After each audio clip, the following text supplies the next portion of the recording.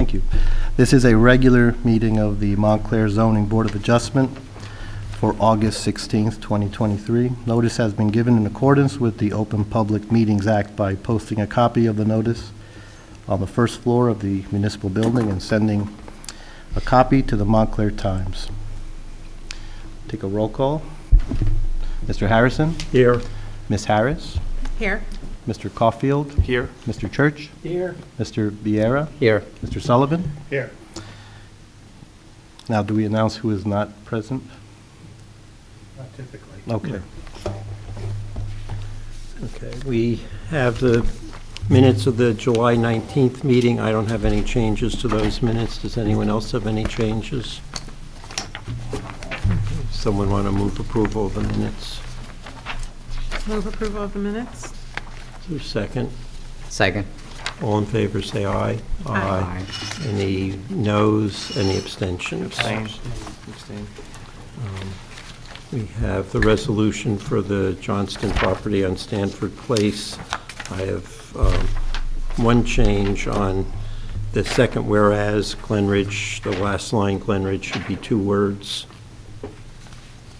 Anyone else with any changes to that resolution? And if not, someone want to move the resolution with that change? Move approval of the resolution with the revisions proposed. Second. All in favor, say aye. Aye. Aye. Abstentions? Abstain. Okay, and then we have the resolution for the property on New Street. I have changes on page 3.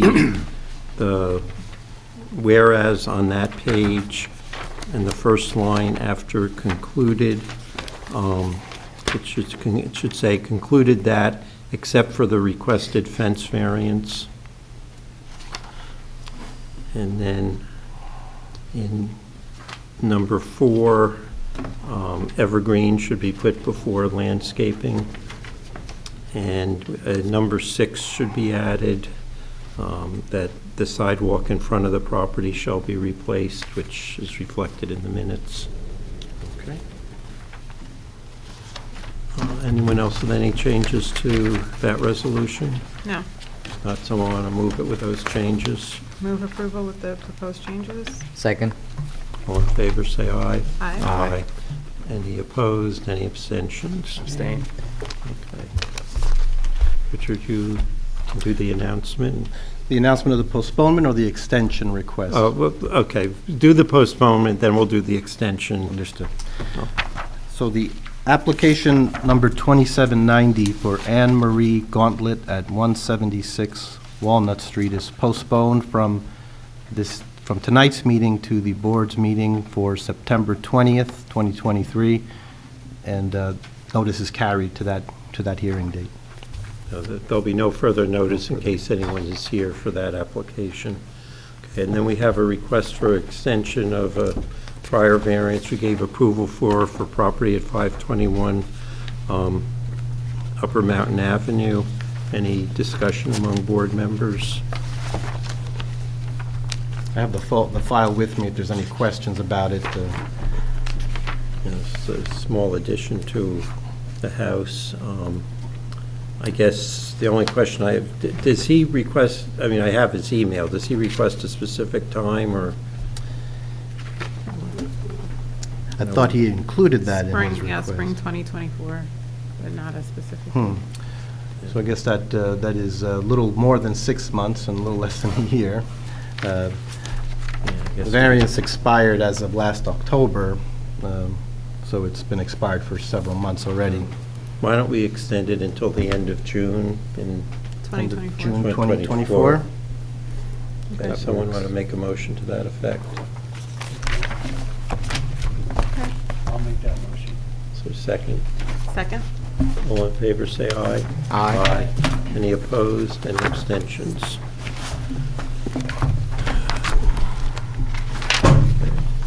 The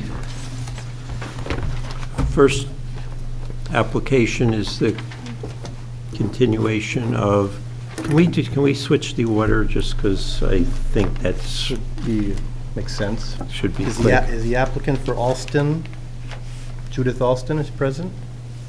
Okay. Okay. The first application will be that of Akils REI LLC for variance to construct a detached garage at property located at 222 Watchung Avenue. The property is in the R11 family zone and is designated on the township tax maps as Lot 11 and Block 4504. Variances are requested from Montclair Code Section 347-46A2A to permit a westerly side yard setback of 3 feet where a minimum of 6 feet is required, and from Montclair Code Section 347-46A3 to permit a rear yard setback of 3 feet where a minimum of 6 feet is required, or taxes paid, and it's a notice in order. Yes, taxes are current, and proof of publication was received from the Montclair Times, affidavit of service received from the applicant. All right, would you raise your right hand? Do you swear to tell the truth of the matter pending before the board? Yes. State your name and address.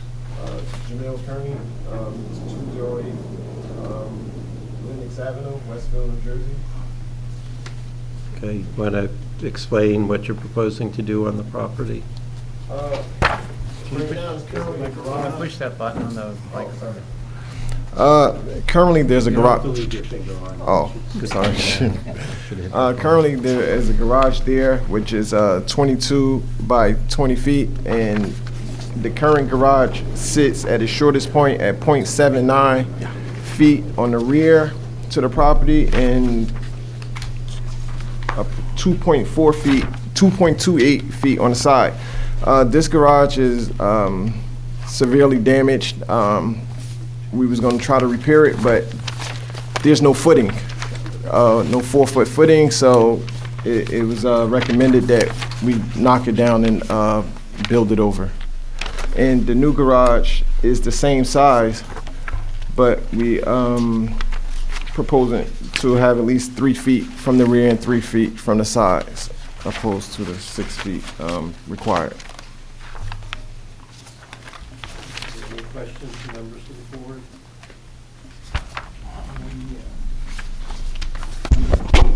I read in here that you're going to rebuild right on the same pad. Is there a pad there underneath? There is a pad there, but no, we not, because of the setbacks. In order for us to move it, we have to do it all new and put a 4-foot footing. Because currently the current pad is just the garage sitting on the pad with no footing. So There's no footings at all. no footings at all. So you're going to move it and tear that pad up that's there? Or? Yes, tear that pad up that's there and then put Start the from footing. scratch. Yeah, start from scratch. Okay. Any other questions? Do you have to modify the driveway at all for this new location? No, we don't have to modify the driveway because on the width, opposed to taking the garage all the way out, we shortened it from the 22 feet in the width to 20 feet. Okay. So, no, we don't have to go beyond the current line of the driveway. We won't go beyond that, no. Thank you. There's a wire that's on that. That's probably from the construction, it looks like, from the pictures from the planning report. But I think that's come down because of the construction there. Are you going to plan on putting like any type of leaders on your garage, on the roof itself? Yes, we're gonna, of course, put a new roof and put gutters and leaders onto it. Okay. Yes. All right, thank you. Yep, thank you, Mr. Chairman. Is the height the same as the existing garage? Okay. I don't have the height with me, but I do have it, but I can't read it because it's, Yeah, it's very small. I believe it is. The specs that, when I spoke to the architect, that I told him, leave the garage the same exact size that it is. We just want to, a new one. I can't really see the height. It on shows 14.7 on the drawings for the new height, from the slab to the top of the roof. Is that the current height? I believe so. We didn't plan to make the garage bigger at all. Yeah, and you're not planning to use that as a storage or anything? It's just a garage? Yeah, just a two-car garage with, it will have power to it for garage door opening, probably charging stations, but yeah, that's it. Okay, thank you. Any other questions from members of the board? Are there any members of the public who either have questions or statements? Okay, come up to the podium and give your name and address and we'll swear you in. I'm going to swear you in first. Would you raise your right hand? Do you swear to tell the truth of the matter pending before the board? I do. Hi, I'm Nick. I'm the owner of 220 Watchung, So which could is you give right us your next full door. name, please? Oh, Nicholas Nocetti, sorry. I'm And your the home- address? 220 Watchung Avenue, so right next door. So, yeah, I think the height might actually be different. So what I measured my garage yesterday was 12 and a half feet tall, and I see the specs here are 14.7. And also, my garage doesn't have, a crawl space, so I'm seeing in the specs here, there's kind of a pull-down attic situation where there might be storage up top. We don't have that. It doesn't seem like anyone else on the block has that. Currently, all the garages, you can see everyone's backyard are at the same height, so I think this would be considerably taller. And just kind of, I don't know, they've already built so much on the property that it really impinges on my privacy in my backyard. And I feel like just having it to the town ordinance, 6 feet off the property line, in both, to the side and to the back, would be a benefit to my property. Because we've already kind of sacrificed so much privacy due to kind of all the new construction that's happened. And additionally, while I'm up here, it's just not been great neighbors. I'm sorry, but there's just been, it's just right now I have these 15-foot weeds growing over the fence. We've had a porta potty in their front yard for over a year and a half. The construction workers, sometimes leave their garbage in my recycling bins. It's so whatever, whether it's approved or denied, I just hope this thing kind of moves quickly and gets done, because living next to it for the past year and a half has not been wonderful. So that's all I have to say. Thanks. How far your garage is from the side and So mine is currently, it's not 6 feet, so it's old. My house was built, I think, around 1924, and so it's around 3 feet, maybe plus or minus a bit from each side. From the back and from the side. But, any other questions? Okay, thank you. Thanks. Okay, any other members of the public who either have questions or a statement concerning the application? I'm here, I came late. The same house, yeah. Would you raise your right hand? Do you swear to tell the truth in the matter pending before the board? Yes, I do. State your name and address. Karen Arnold, 5 Morningside Avenue. So I live adjacent to this home at 222 Watchung Avenue.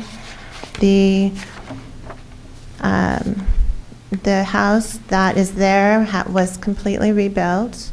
So it's all new, pretty much new construction. And it has been extremely overbuilt on the lot, and a deck has been put in on the second or third story of this building. It has taken away the privacy for at least 9 homes in the immediate area. The other homes on Watchung, Nick just explained he lives next door, but when you are in your backyard, you have no privacy any longer. I'm surprised that the town approved, and this is a huge deck. This is not a small deck. This is a deck that goes over and hangs over the entire back of the house. And from that, I think it's 3rd story, from that deck, there is absolutely no privacy in my backyard, and I'm on an adjacent street, or the other homes nearby, and I counted there's 9 homes affected. Now, I know we're talking about the garage. I agree that I believe the 6 foot should be honored in this case. Just to provide some privacy for people that are in the immediate area. It not only affects our privacy, it affects the value of our homes when we go to sell them. You have this very large home, this huge deck on the 3rd deck, plus you're going to have this garage, which is going to be extremely 3 feet from the property line. So I urge you not to approve this and to have the garage, I mean, this basically is making the garage deeper, this request.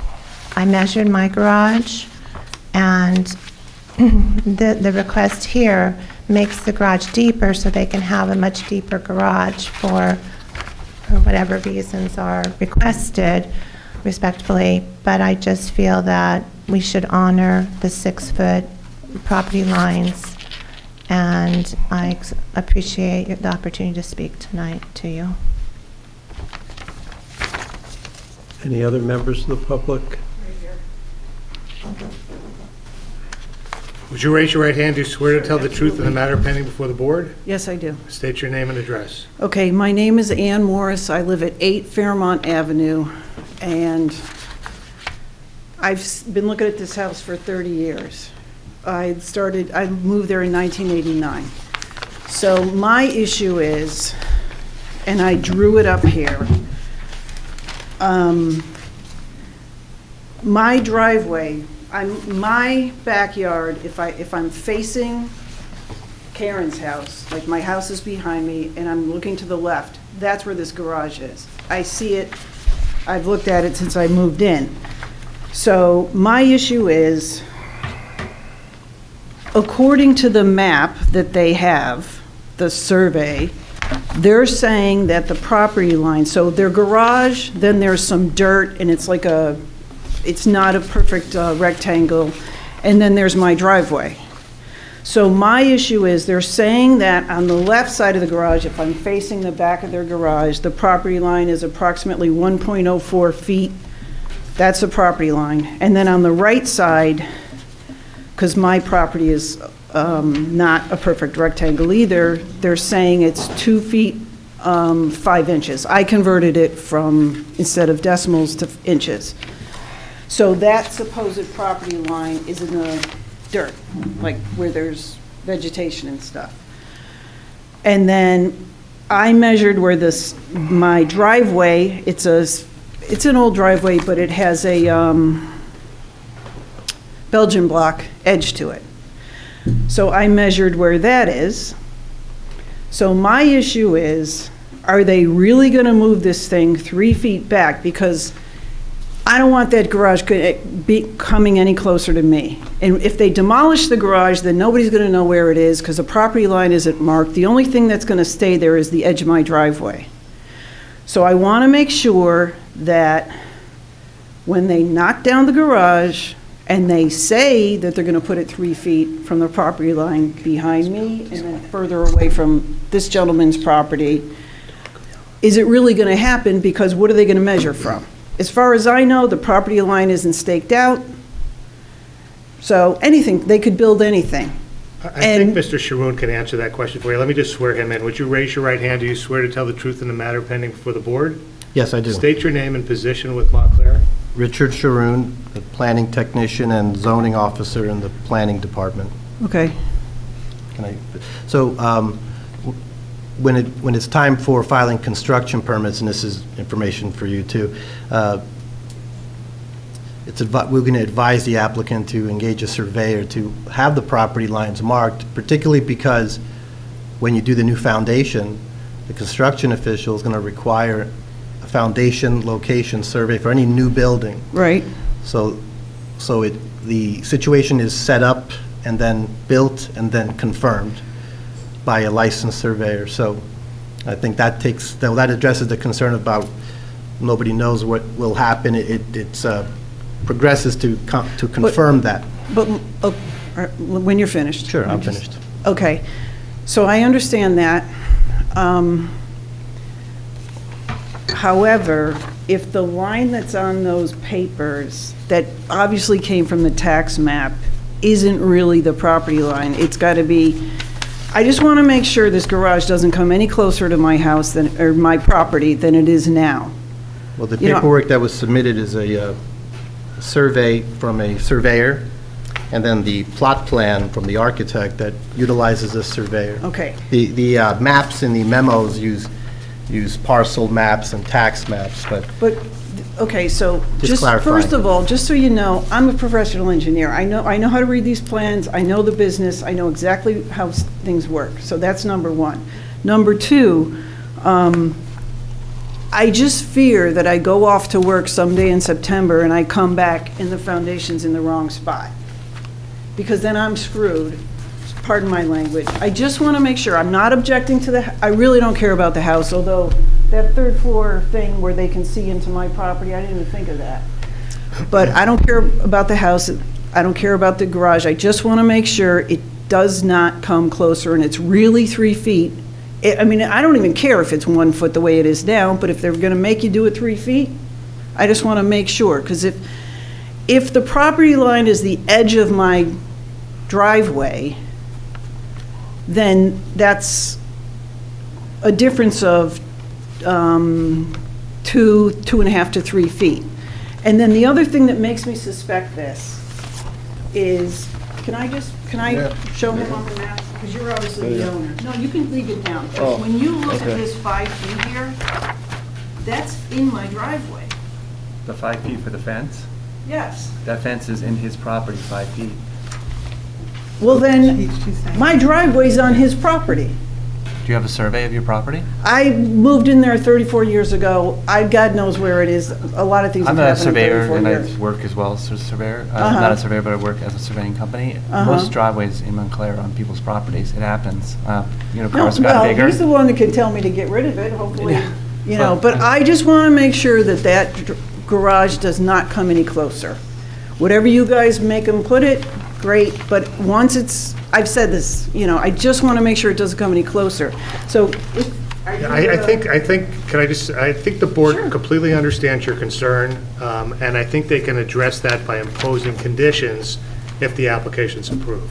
well, can I just request something? Yes. That sounds great, but before that foundation goes in, because I'm home every night after work, I want someone to say, stake it out, I look at it, I measure it where it's, I'm not going to be a jerk and say move it 2 inches or whatever. I just can't have it closer to my driveway. You know what I mean? Do you understand what I'm saying? Because I don't know if you've ever been on the other side. No, I observed it, but it's actually going to be further away from. I know, but the thing is, this property line, my driveway's over here. My point is, once this garage is demolished, and this property line really isn't 1 foot away from the garage, it could be a problem. That's all I'm saying. So this is why we're all here, you guys, because I would have never known they were doing a new driveway. This is the first time in 34 years I've been in this building, but I've ever come to speak at anything.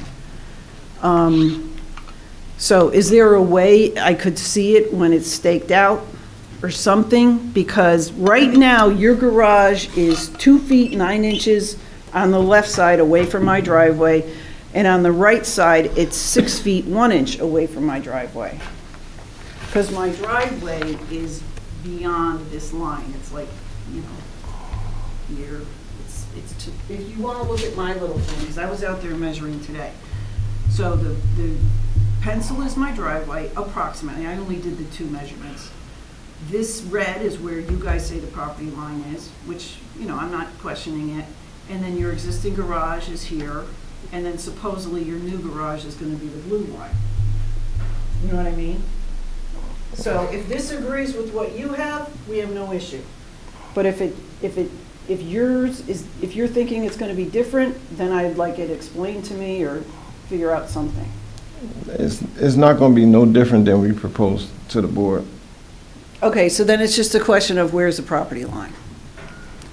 Which will be part of the process of building. You're going to have the property line marked first, stake out whatever the setback that is approved, marked as well, construction occurs, and then a map. Okay, but- It's a step-by-step process. No, I understand that, but I got to go to work so I can pay all these wonderful bills. Well, I guess communicating with the And- neighbor will be something that. Yeah, because I mean, if approved, I communicate with the other neighbors. Well, you haven't communicated with me Well, because I don't complain about anything. No. The guys cleaning the place out couldn't have been nicer. Everyone's been nice so far. I have had zero complaints because I don't see the front like you guys do. But, you know, we're all different. All I see is the red and white fence in the garage. I mean, I speak to Damien all the time. Every time I'm there, I speak to the neighbors across the street. I mean, I never spoke to them, I must admit. But if and when there's a problem, I'm always open to any and Okay. everyone. No, that's fine. I have no, but the thing is, once that foundation is in, you're not gonna move it. It's just, or, it has to go in the right spot. So if I can see it, make sure it's really, Well, it will be plotted for days before, while we waiting on the inspectors to come. Okay. At that point, if I have your number or something. all right, I'll give you my you'll number. come with that. I'll give you. If approved. But if we stay with the 6 foot as the town requires, Right, that's what you said, yes. then this would not be an issue, because there would be 6 foot between the property line. There'll be surveys of any building that's built, whether it was 6 feet or 100 feet. There'll be a survey required of a new building, just to be clear. Anyone Right. have a pen I could Yeah, borrow, please? right here. Thank you. I cleaned out my pens. About 7 pens. Okay, if you want to say anything further, you have to come up to the microphone. This is my name. But let her finish. Okay. So do you expect to be doing this, like in September? Well, you get it, if you gotta get approved, Okay. as soon as we permit it to move forward. Okay. All right, well, I think I'm finished. It's, I said my piece. It's just, I just want to make sure that, you know, because I know how to measure and read plans and stuff, and I just, so thank you very much, and thank you. And Thank- please, Thank you, if too. I can't accept calls during the day at work, so I'll text, I normally text. text, and then I'll get right back to you. Okay, Okay? yeah, Thank all right, you. thank you. Any other members of the public with comments on the application? Just state your name and address again, please. Karen Arnold, 5 Morningside Avenue. I just urge you to please maintain what the normal town requirements are of 6 feet on both sides of this garage, and I would greatly appreciate that. And I do have a question about the deck on the 3rd story. Is that allowed by the town to have an enormous deck on 3rd floor that overhangs and takes away privacy from other neighbors? Was Yes. there a hearing on that, or No. that was approved? That plan, the plan that was submitted for permits for that house complies with all zoning ordinances. Okay, so there was never a hearing? No. That was just, that's approved. So any neighbor or anyone who owns a home could do something of that nature?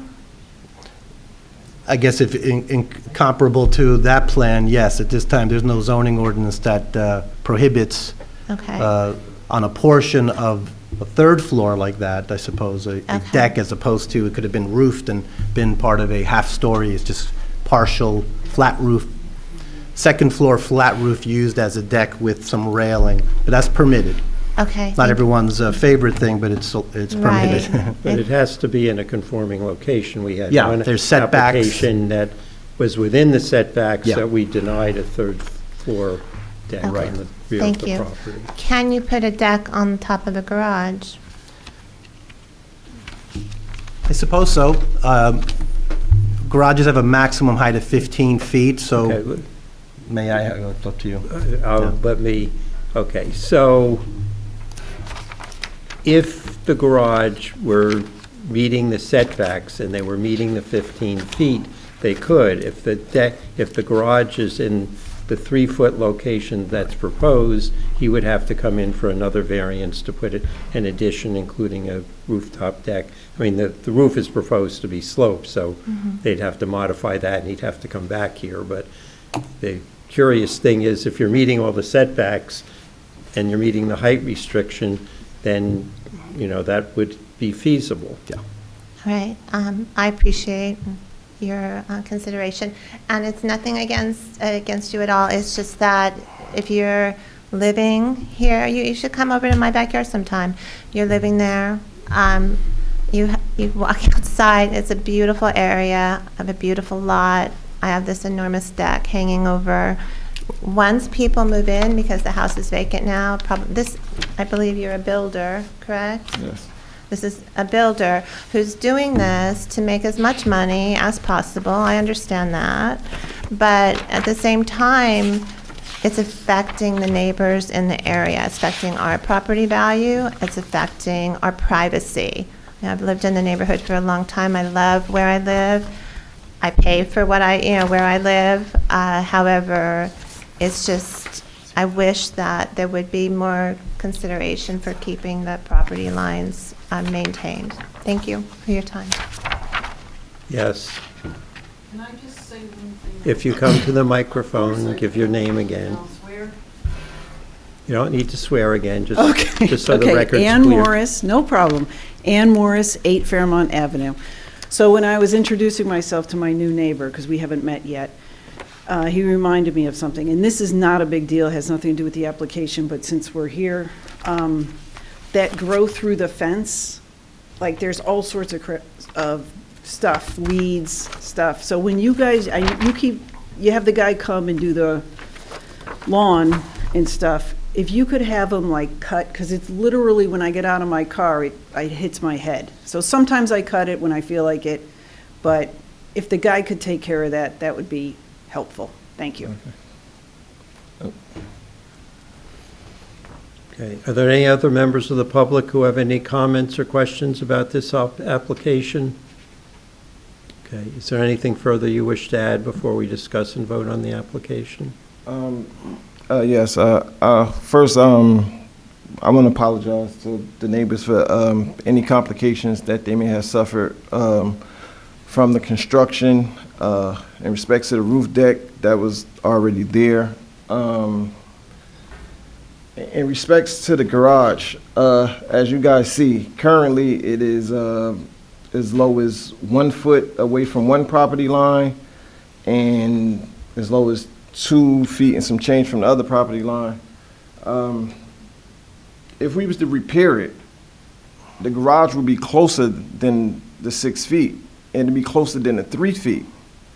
That would be the option that we may be left with if it isn't approved, and that would make the members of the public concerns worse, in my opinion. And that would be the option that we'd be faced with. I think the 3 feet back serves them better, whether if they see it or not.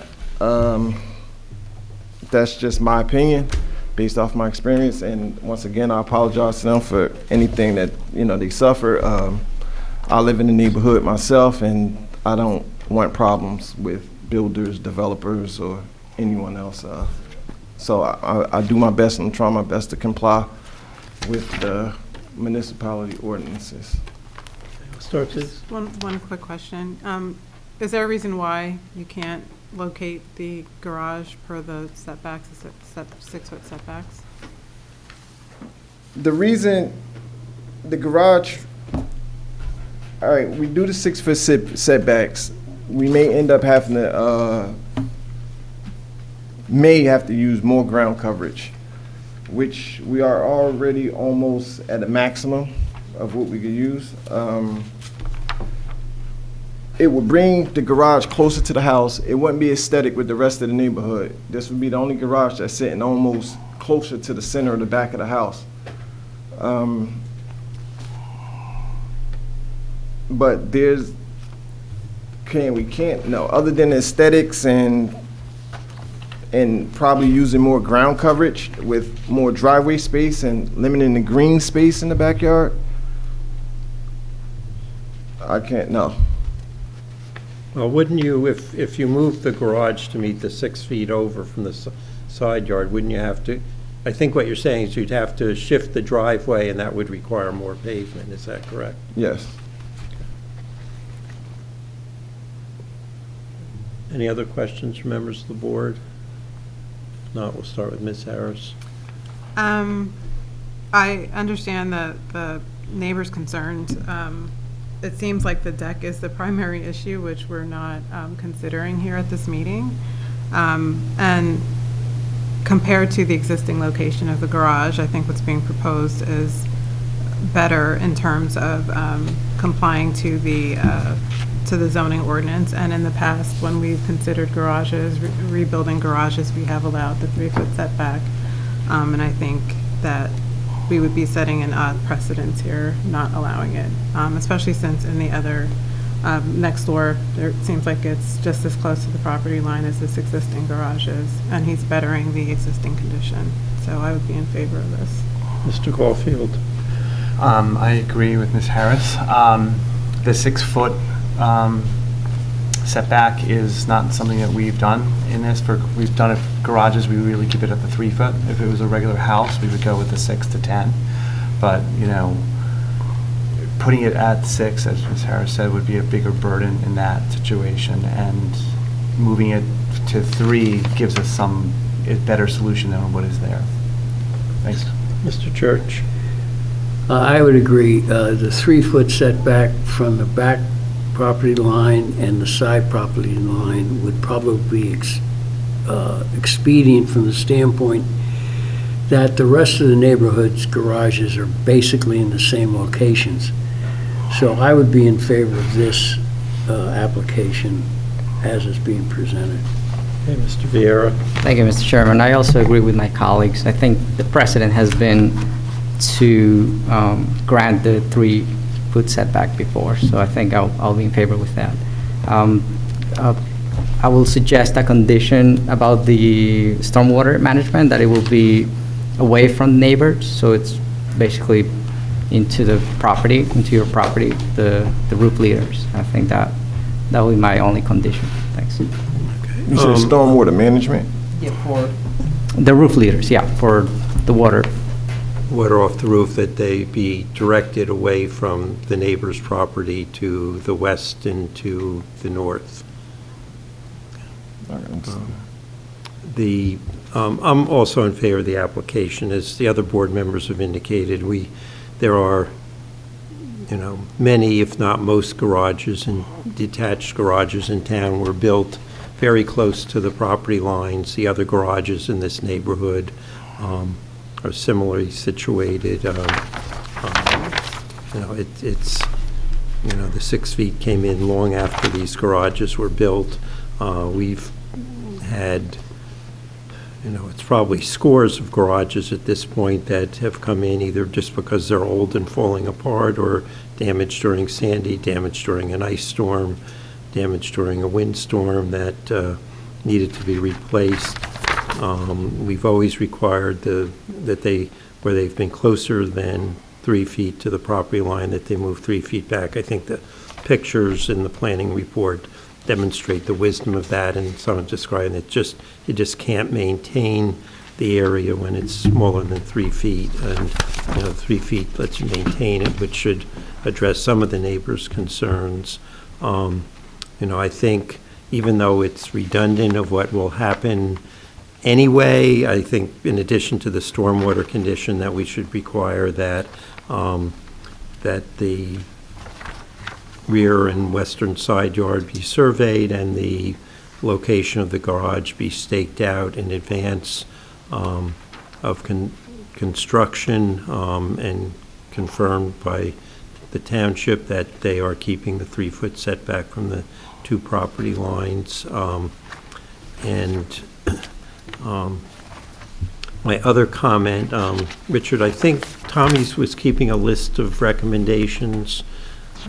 I think this 3rd floor deck issue is something that maybe we want to make a recommendation at. I mean, we had the one where they need a variance we denied, but it's one thing at the shore when people do it and so they can see the ocean. They have to get a little further along with global warming and sea rise before that's going to be an issue at Montclair. But I do understand it's the reason we denied the one that required a variance is the ability to see everyone else's backyard in the neighborhood, and it's probably something that does need to be addressed in the zoning ordinance. Okay, any further discussion? Not someone want to make a motion? Move approve the application with conditions. Is there a second? Second. Okay, all in favor, say aye. Aye.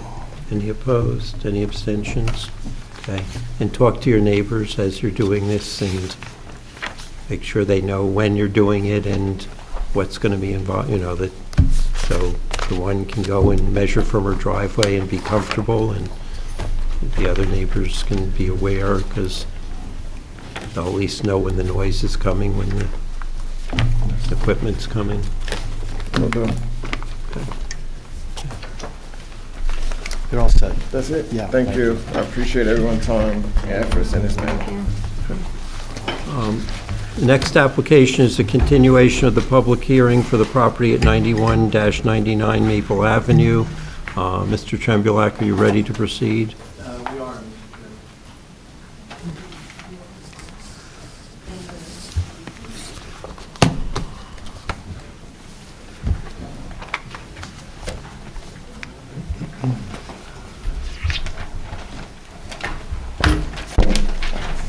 Good evening, everyone. Alan Trembulac appearing for the applicants.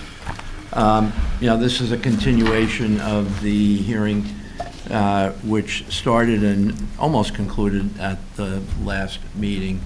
What I'd like to do this evening is to just present some brief additional testimony from Mr. Gambino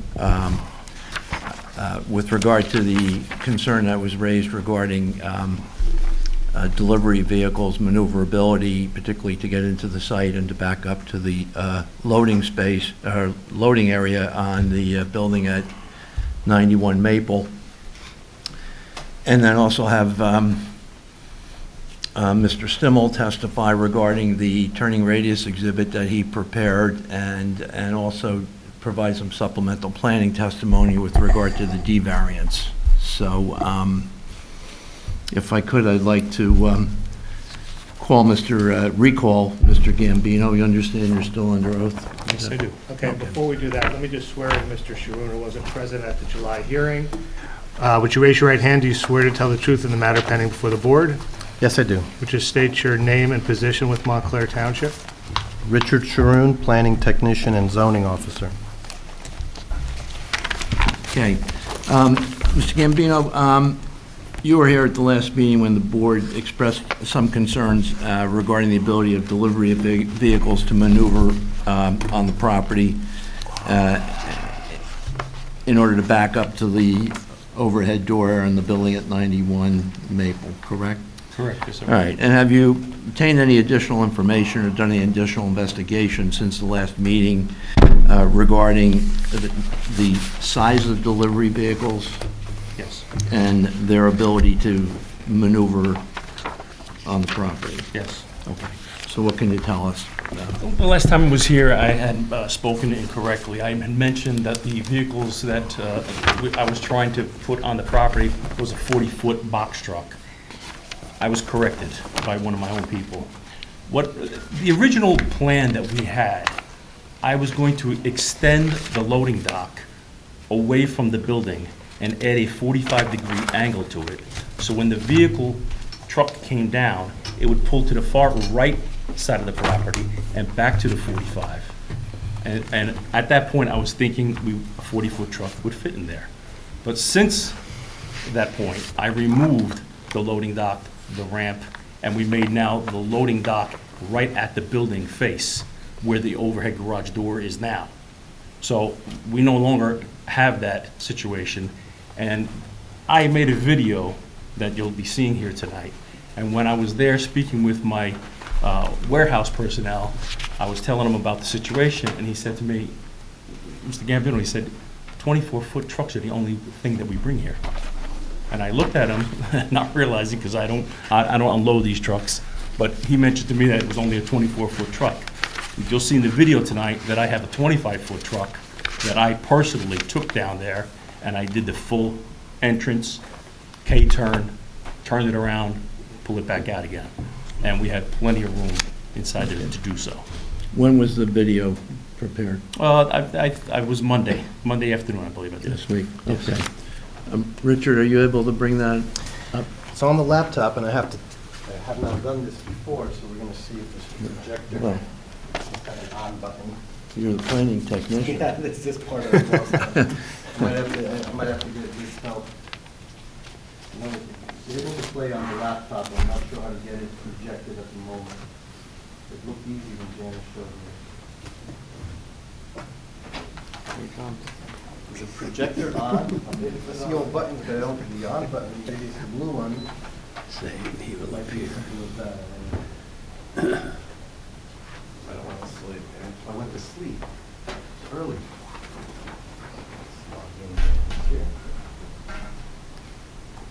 Thanks for coming out quickly. And presuming we get this going, that'll be Exhibit A3.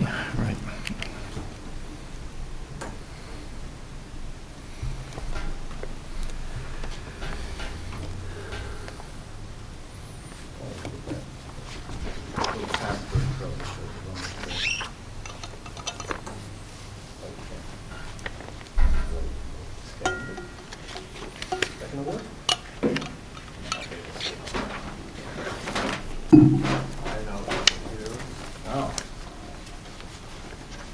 Play?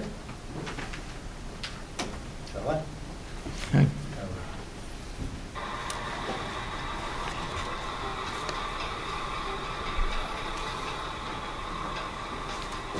Now, this truck is from the nose to the rear is 25 feet.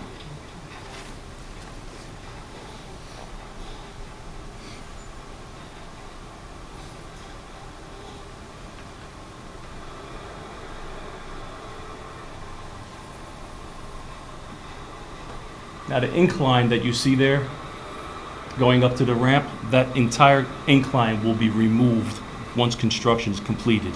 Right now, we don't have another way to get in with any kind of vehicle into the building for demolition.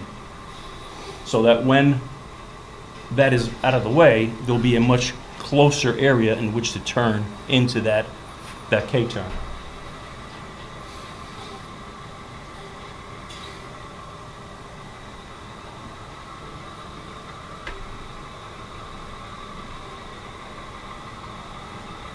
Now, at that point, when that vehicle comes to a stop, that back left corner to the fence is 24 feet. To the fence on the side of To the the property? fence on the far left side of the property. It's 24 feet.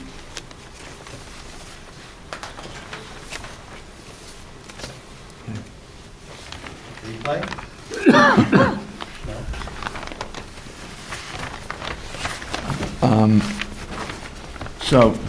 So your testimony then this evening is that you do not anticipate having any delivery vehicles in excess of 25 feet? I can say this, if we do have something that is, say, 30 foot that comes there, they will back down that driveway, and at the face of that, at the end of the driveway right there, we can unload, or they have a tail lift right there, they'll drop down on there. As I stated before, 90% of our deliveries are within 15, 20 minutes, and they're out of there. We don't have full loads coming out of a truck. So not every delivery vehicle would have to maneuver to the overhead door in order to unload material, Not at is that all. right? Yeah, exactly. That forklifts that would We have a move skids? forklift on a property in the back there that would come out and they would take any pallet off there and bring it to the loading dock. Okay. Like we've been doing for the last 30 years. No further questions? Ms. Harris? You mentioned that the existing incline to the building won't be there anymore once you start That'll be construction? level ground at that point. Okay. And so you'll have a retaining wall at some point to, Because everything comes down on an angle there. But the whole property pitches down to a flat basin. okay. Right at the back edge of that building, that starts that flat ground. So that loading dock, that'll be kind of flat right at that point. So so it looks like the building slopes up, or the ground slopes The up ground slopes up towards- to the opening of the doorway. Right, Right, but we'll be removing that, so that when the Got truck it. backs up there, it'll be Okay. 30 inches off the flat ground to the bottom of the doorway. got it, okay, 30, 34 inches, somewhere in there. okay, thank you. Just one quick question. Would there be any cars parked in that lot if, My employees will have. and how many parking cars would lot. be in that lot at that time, you think? Just give me an There- estimate. There could be up to 6 cars Okay. inside there. Thanks.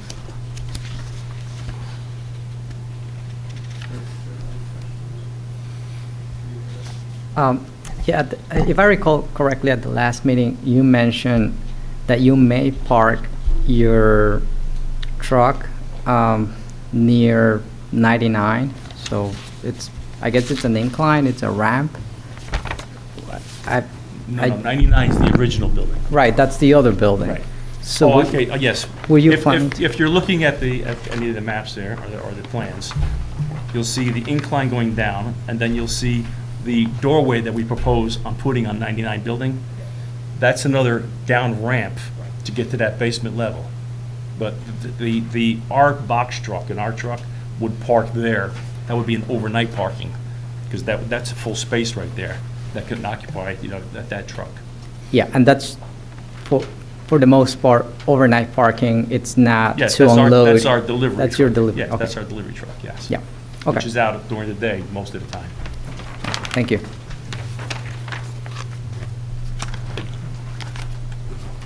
Okay. So you have proposed parking on both sides of what I'll call the new lot, for want of a better description. You indicated, my understanding of what you said is the truck didn't get any closer than 24 feet from the fence on the northern Left side property line. yes. But it seemed, how close did it get, to the parking spaces that are on the other side of that lot?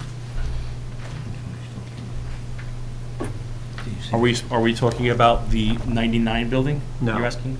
Yeah, closer to 99. Tell you about These spaces. what, the middle lot, where you have spaces, you have the entrance to the 99 building off of that. Right, and you then the have spaces there. 3 spaces. Yes, those spaces there, the truck definitely, yes, went into that spot. But I have control over the people who are parking there.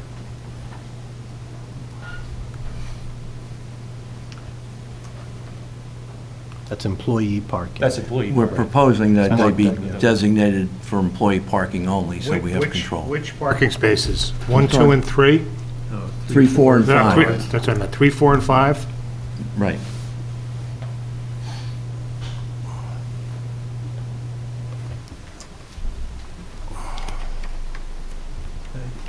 Any members of the audience with questions for this witness? Just due to the formality, they can be hiding. Want to call your next witness? Yes, William Stimmel.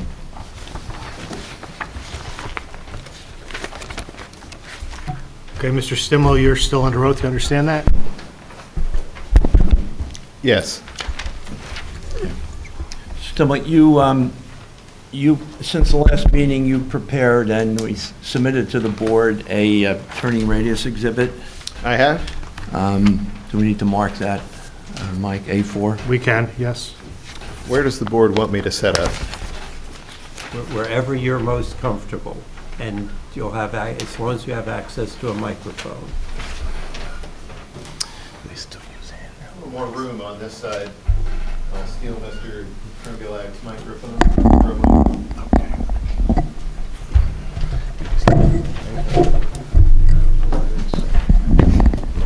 Oh, here comes Rick with a handheld mic. Or I could use the wireless. Thanks. Thank you.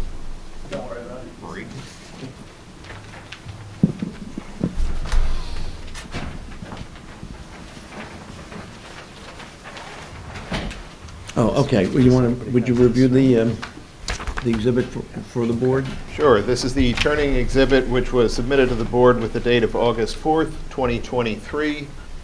It shows the turning path for an SU-30 vehicle, which is a standard 30-foot box truck.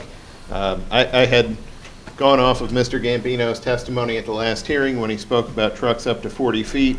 40 feet was a little bit tricky to get that to the back of the building, so I did my design off of a 30-foot truck. While I was putting this together, I had the realization that the building is existing, the lot is existing, Mr. Gambino already has the trucks. Why not put together a video? So I guess this exhibit is a little bit superfluous at this point. But it does show the 30-foot box truck starting off backed up to the loading dock at the southwest corner of the building, pulling forward, backing up, pulling forward to movement 4, backing up again to movement 5, and then movement 6, it clears the corner of the building and pulls out of the driveway. So based on this exhibit with the larger truck, it encroaches into the parking spaces on both the east and west sides of the parking lot. However, again, that is a larger truck than what Mr. Gambino has, and also I found from my experience that in the rare cases where you have the opportunity to actually do this trial, let's say, in a real-world condition as opposed to modeling it in the traffic software, you generally get better results. So I'm not surprised that the smaller truck in combination with the better operation under real-world conditions showed that it only encroached into the parking spaces on one side of the lot as opposed to both sides of the lot.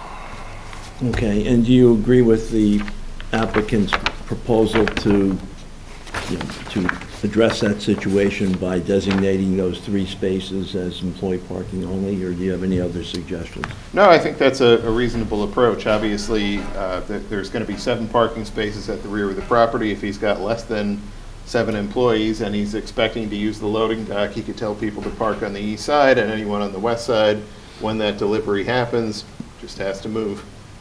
Okay. I realize it's not reflected on your plan,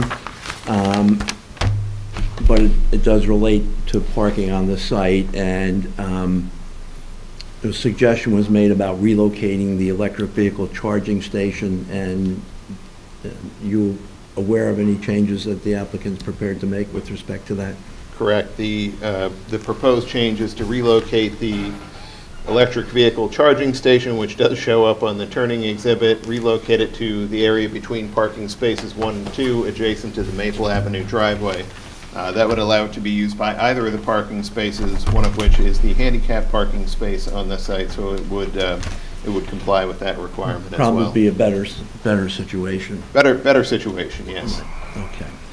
All right, and then if you could then put on your planning hat and discuss the D variances. The chairman, I think correctly, raised an issue at the end of the last meeting as to whether this was, we presented this as a D2 variance for expanding the nonconforming use, but given the fact that the applicant does not want to merge the lots, it's probably more appropriate to be viewed under D1, and the question is, do you agree? And if so, can you provide your planning analysis regarding that variance?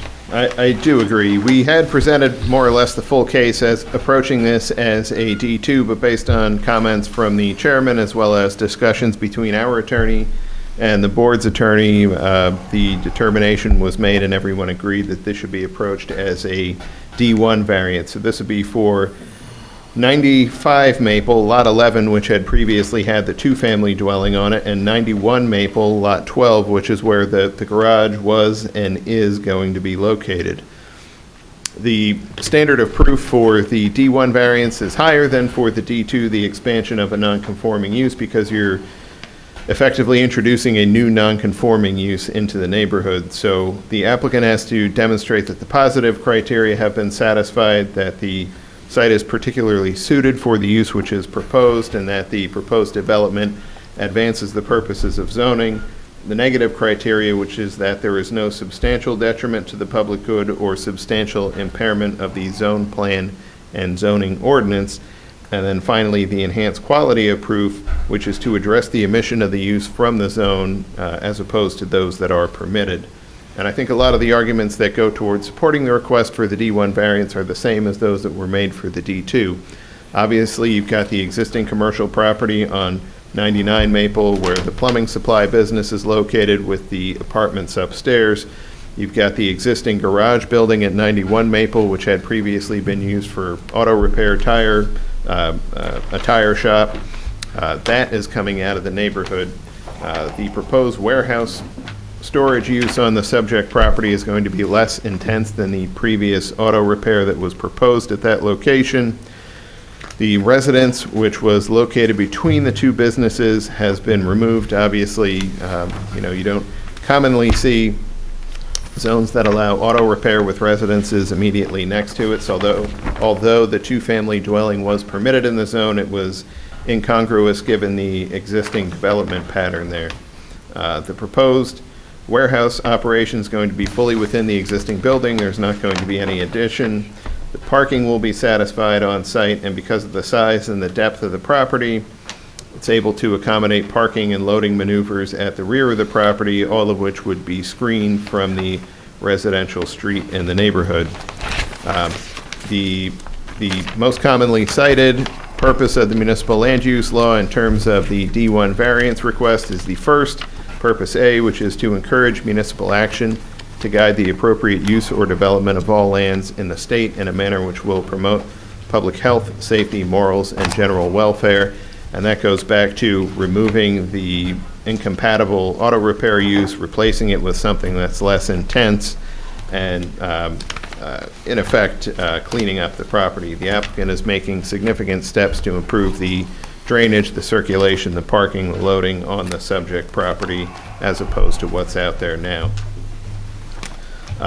The negative criteria, the no substantial detriment to the public good, I believe the previous comments have spoken to that, but the site will result in a reduction in traffic, the lesser intensity of the use, improved drainage, landscaping, circulation, aesthetics, better truck access to the property and to the to the rear loading dock area. And in terms of the impairment to the zone plan and zoning ordinance, again, I don't see any. Obviously, you've got this existing commercial use on the property. It's not a case where you've got solely residential lot and you're proposing to put a warehouse there. I don't envision a scenario in which the board would be in favor of that, but I think given the context of how the site looks, what existed on the property prior to, I believe that it's an appropriate redevelopment on this site. So for all those reasons, I believe that the requested variance relief can be granted. Thank you. No, nothing further, Mr. Chair. Ms. Harris, do you have any questions? Mr. Caulfield? Just one. Mr. Stimmel, so just walk through me here. The consolidation of the lots together is kind of used in zoning to make it not so messy in that way? Like, what are the negative criteria for the D1 for that lot? What is that again? The negative criteria is that there's no substantial detriment to the public good and that there's no substantial impairment of the zone plan and zoning ordinance. Correct. But having it as a D1 brings a new use of, you were saying, and can you just discuss that a little bit more? The warehouse use doesn't exist on the property, would be new to the neighborhood. Would be new to the neighborhood, okay. And consolidation of those lots would eliminate that, is that correct? If it went in that direction and made that a D2?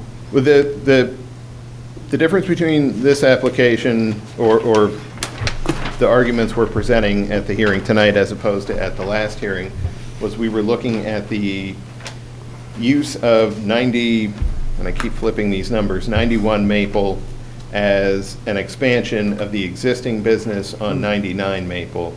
The board had commented that it might be more appropriate from a land use perspective to look at it as an entirely new commercial use. And I think from Mr. Gambino's perspective, it was appealing due to the possibility that somewhere down the road, and that's not the intention now, he would have the option to spin off the two properties. So we're cleaning up the zoning issue there. Okay, so the consolidation is really a zoning issue in the sense of, as you state, cleaning up the fact, but just wanted to make a note of that. All right, thanks. Correct. Mr. Church? No question. Mr. Vieira? Yeah. I guess the only question that I have is, in regards to 91, the primary use will be a warehouse, but what about the showroom? Is that also, is there any negative criteria? Well, I don't know if showroom is exactly the right word for it. I think it's going to be for display of products that are available there. I don't think it's going to be retail in the sense of if you're putting in new fixtures in your kitchen sink. I don't think you're going to walk into the showroom, as we're calling it, and look at different products and decide what you want to get. I think for people that already have a relationship with the operation there, to go to the site and maybe see a few things. But Mr. Gambino could probably express this more eloquently than me, but I don't think it's a showroom in terms of drawing in retail customers to the property. Although we cater to the retail folks. Use we're the really- microphone. Sorry.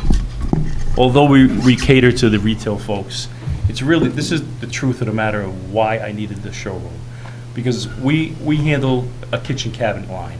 In order to get a certain line in, they require us to have a type of showroom where we can display their unit.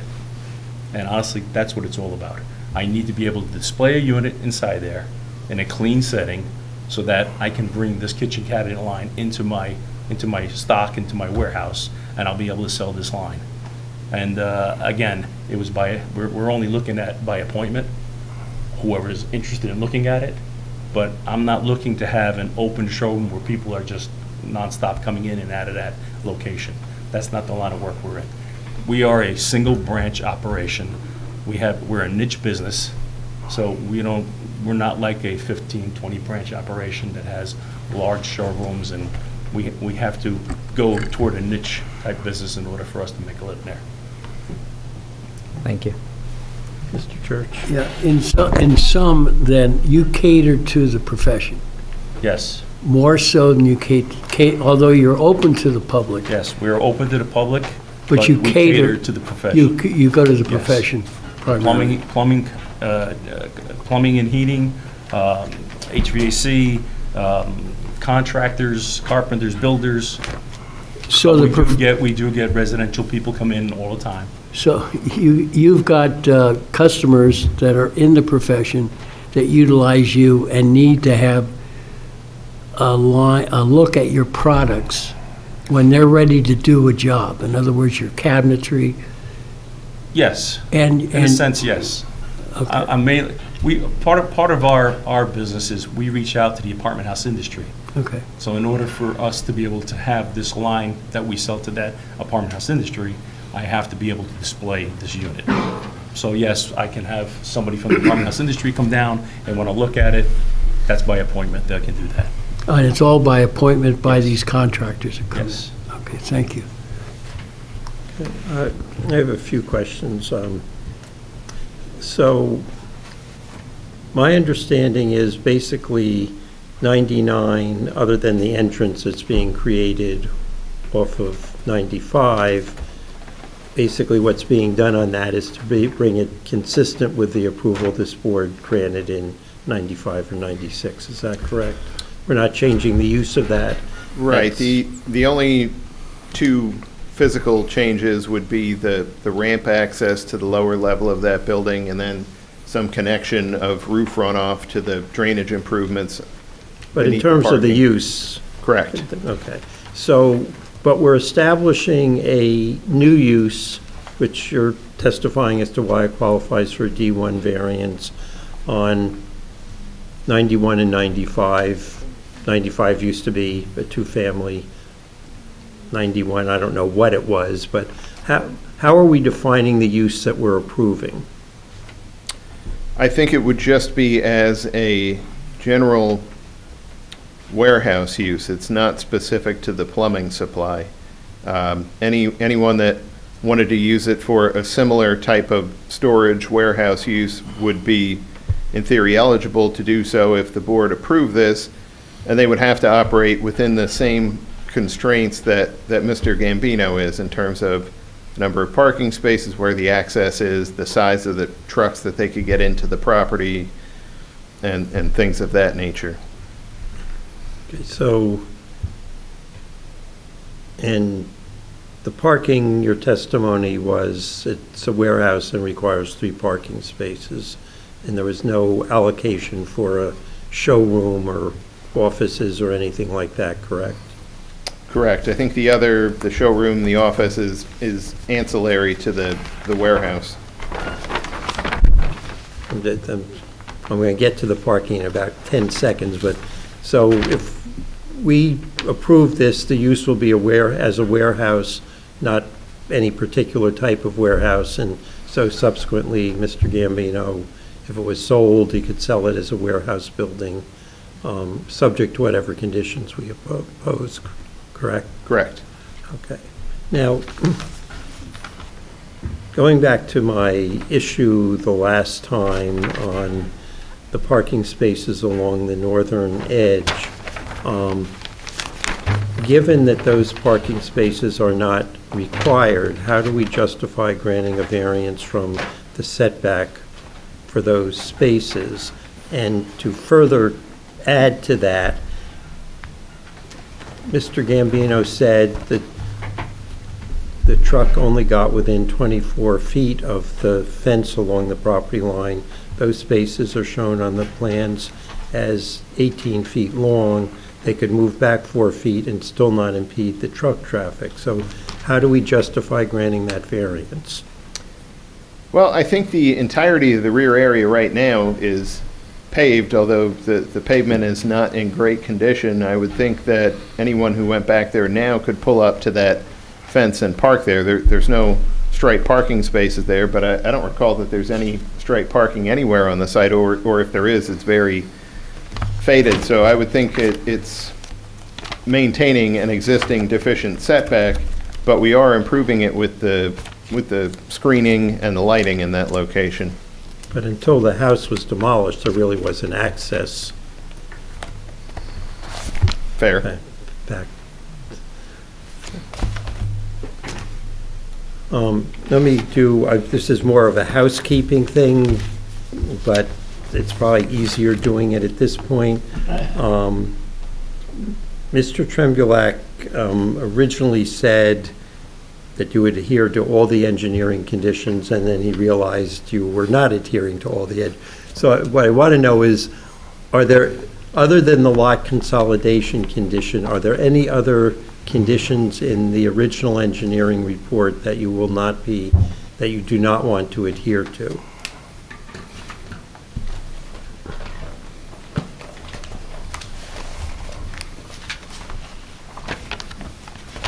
This would be the July 19th review letter?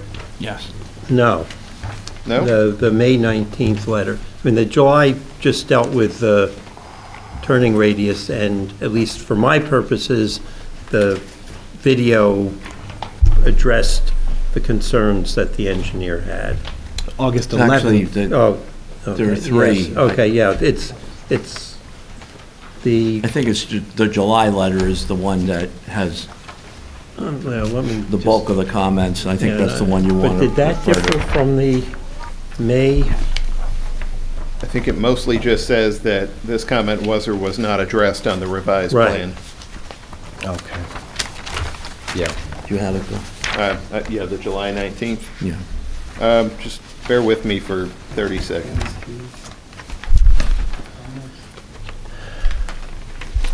Can I ask Mr. Trembulac a question, housekeeping-wise, just while you're doing that? Did you intend to submit or mark as an exhibit a revised plan from the project architect? It was emailed to us on August 11th, and I'm just kind of picking up this up. Decided to hold back on that Okay. after seeing the video, actually. So I brought copies with me, but Okay. It wasn't distributed, I think it right, came in. intentionally. Okay, Thank you, Richard. all right. I think everything has either been addressed in testimony or would be addressed, we've agreed to address with submission of revised plans other than Mr. Trembulac's stipulation.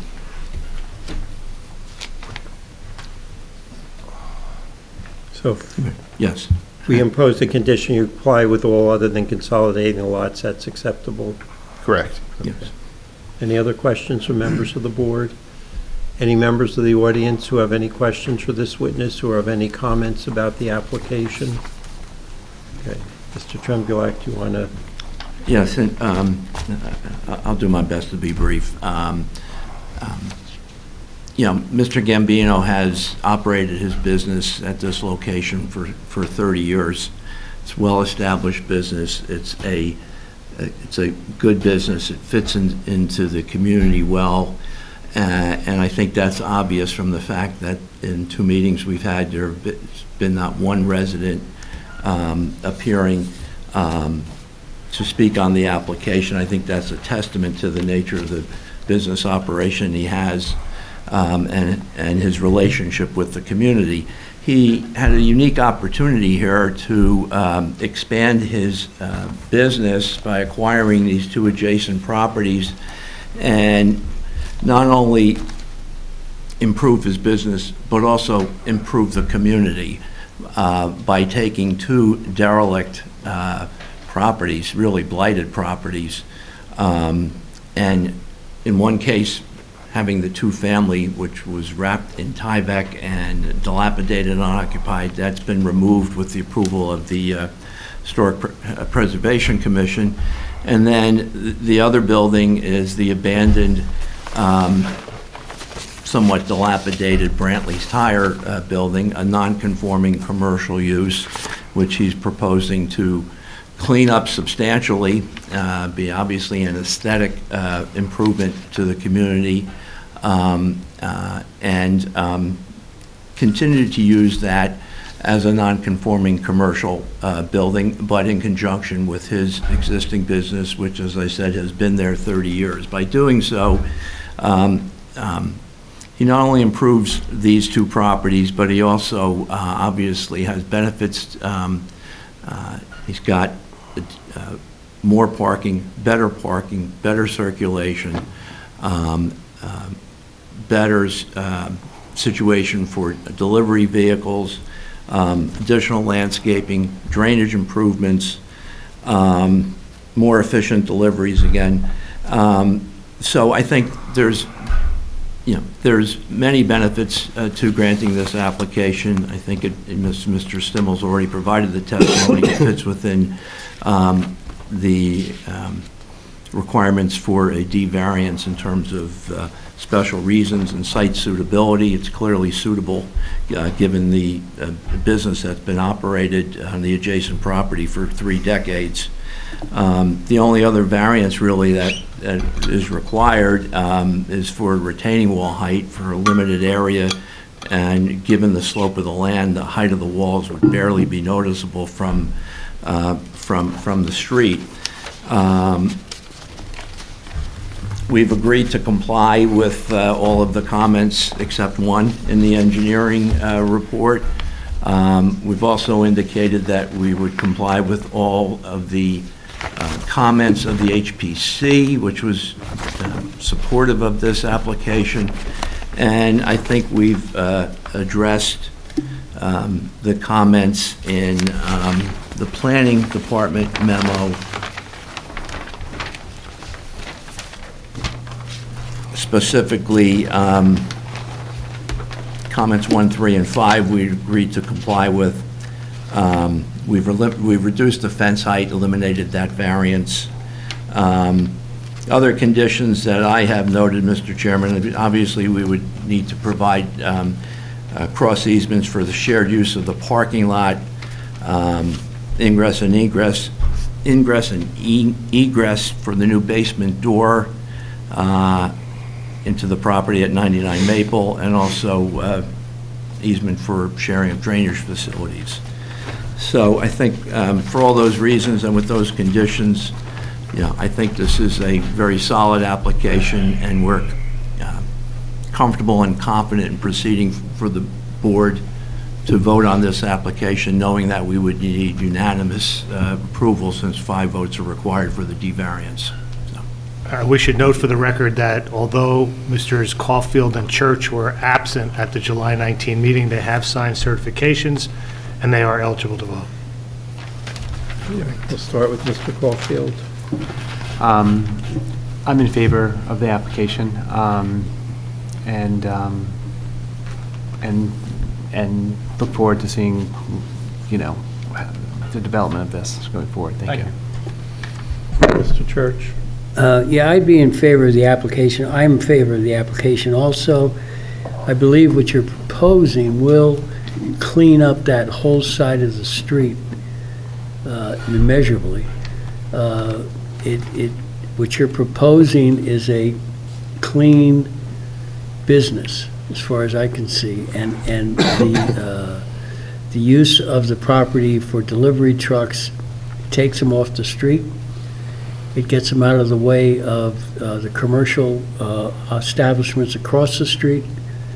So for that reason, I believe that you've done a good job in preparing for this, and I'd be in favor of the app. Thank you. Mr. Vieira? Thank you, Mr. Chairman. I'm also in favor of the application. I think the applicant has demonstrated that this is an improvement to the current conditions at the site, stormwater management, the traffic flow. It's just going to look cleaner. So for those reasons, I'm in favor. Ms. Harris? Just some clarification, Mr. Chemulak. You said that a cross easement would be required for the parking, but given the elevation change, the two lots aren't really able to share parking. Isn't that correct? So what's the cross easement for? Well, they are going to, but the employees who are working at 99 Maple are going to park in the lot. I'm sorry. No, so it's basically an easement just to, allow them to park? but not for. In the event the properties are sold, they would be able to Carries. share the parking. Right. So it's for it's for the purpose of parking, but not for the movement through, as you're noting, because it doesn't move. Most easements are viewed as kind of moving through the property line. But is that necessary for the parking easement? I don't know. If you're going to operate both properties, then you can allow your employees to park on either property, and if you sell one off, I would assume that the business that's taking over the property that you sold would need Yeah, that's parking as well. a good point. I mean, if it's going to be sold off, do you need that easement? Or do you want that easement? Encumbering the property Yeah, going forward. I agree.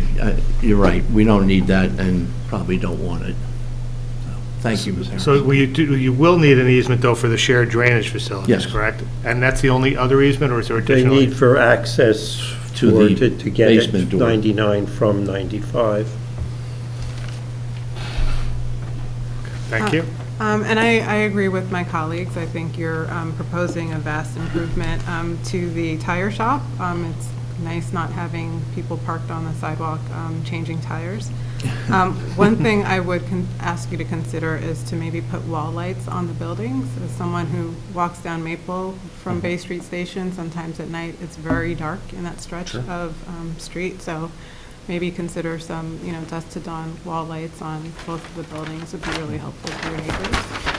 But other than that, I'm in favor of the D1 variance. I think this is a vast improvement over the tire shop for sure. Thank you. I'm also in favor of the D1 variance too. I think that the building at 91 has been used for commercial purposes for a very long time, and I think this will be a significant upgrade to that building. The Historic Preservation Commission granted the demolition permit for the house on 95, and I think by combining those two lots, that'll make 91 a much more functional commercial building and provide full access to the rear, and both for delivery purposes and parking purposes. So, and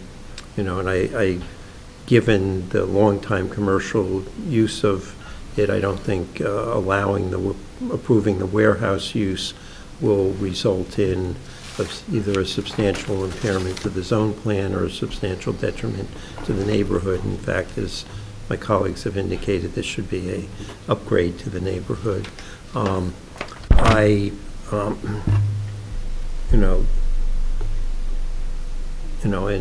the two, everything else I am in favor of, other than the fence variance, which I believe the applicant agreed he was not going to, is withdrawing that request, and I am not in favor of the parking landscaping setback variance. That's an exception, yeah.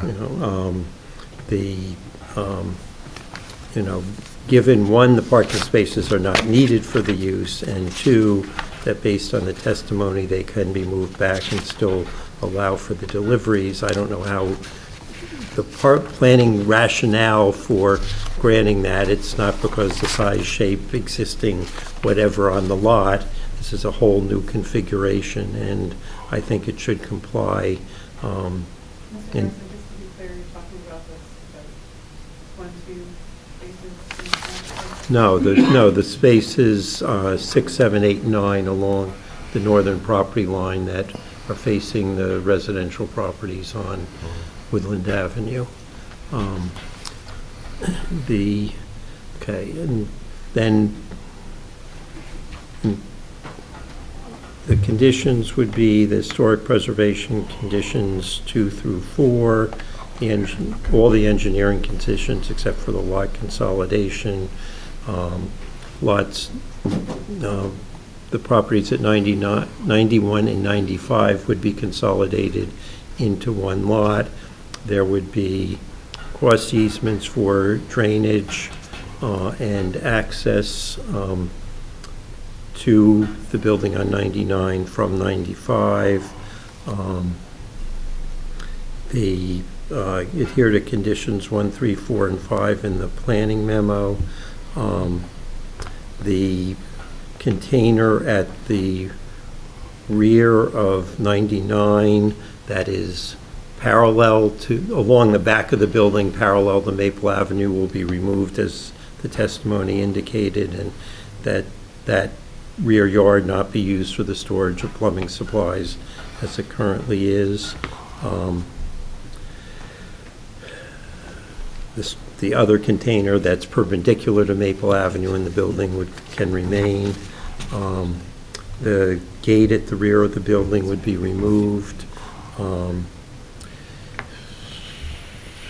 charging station will be relocated as was testified to tonight. The angled parking spaces will be widened to conform with the width. The drainage shall adhere to A2, which was introduced, and the variance is to establish a warehouse use on 91 and 95. Any comments, questions, thoughts? And if not, someone want to make a motion?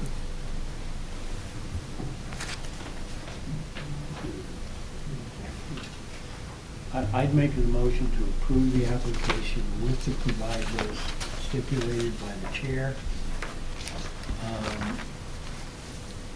That's my motion. Let me ask the question with the motion. Are you, the chairman indicated we should not grant, he did not want to grant the exception relating to the landscaping buffer for parking spaces 6, 7, 8, and 9 on the northerly side of the site.